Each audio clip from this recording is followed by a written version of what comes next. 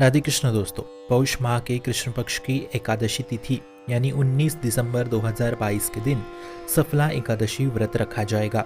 शास्त्रों में बताया गया है कि इस दिन पूजा पाठ करने से सभी कार्य सफल हो जाते हैं और व्यक्ति के जीवन में सुख समृद्धि की प्राप्ति होती है। आइए जानते हैं मुहूर्त। पंचांग के अनुसार पौष माह के कृष्ण पक्ष की एकादशी तिथि 19 दिसंबर दिन सोमवार को तड़के 3:30 से लग रही है और यह तिथि अगले दिन 20 दिसंबर मंगलवार को तड़के 2:30 तक मान्य रहेगी। ऐसे में उदया तिथि के आधार पर सफला एकादशी का व्रत 19 दिसंबर 2022 सोमवार को रखा जाएगा। आइए जानते हैं पारण यानी व्रत तोड़ने का समय। 20 दिसंबर सुबह 8:05 से सुबह 9:13 तक। आइए जानते हैं पूजा विधि।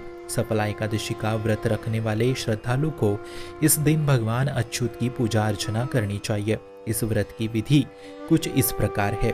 प्रातःकाल स्नान के बाद व्रत का संकल्प लेकर भगवान को धूप, दीप, फल और पंचामृत आदि अर्पित करें। नारियल, सुपारी, आंवला, अनार और लौंग आदि से भगवान अच्युत का पूजन करना चाहिए। इस दिन रात्रि में जागरण कर श्री हरि के नाम के भजन करने का बड़ा महत्व है। व्रत के अगले दिन द्वादशी तिथि पर ब्राह्मणों को भोजन कराकर दान दक्षिणा देकर व्रत का पारण करें। आइए जानते हैं महत्व।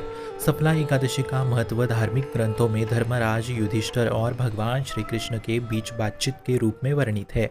मान्यता है कि 1000 अश्वमेघ यज्ञ मिलकर भी इतना लाभ नहीं दे सकते जितना सफला एकादशी का व्रत रखकर मिल सकता है।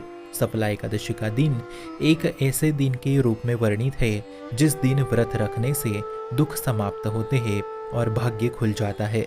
सफला एकादशी का व्रत रखने से व्यक्ति की सारी इच्छाएं और सपने पूर्ण होने में मदद मिलती है। आइए जानते हैं व्रत कथा।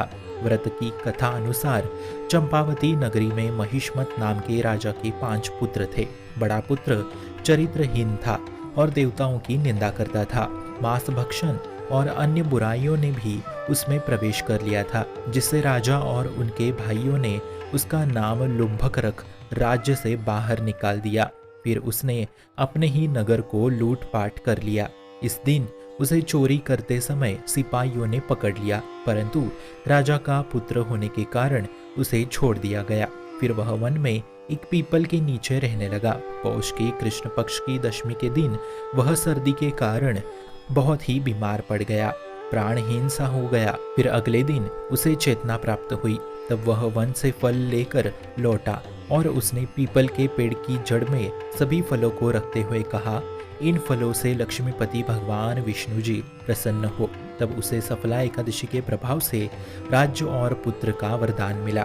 इससे लुम्भक का मन अच्छे की ओर प्रवृत्त हुआ और तब उसके पिता ने उसे राज्य प्रदान किया। उसे मनोज्ञ नामक पुत्र प्राप्त हुआ, जिसे बाद में राज्य सत्ता सौंपकर लुम्भक खुद विष्णु भगवान के भजन में लगकर अंत में मोक्ष को प्राप्त करने में सफल रहा। आप सभी को सफला एकादशी की हार्दिक शुभकामनाएं।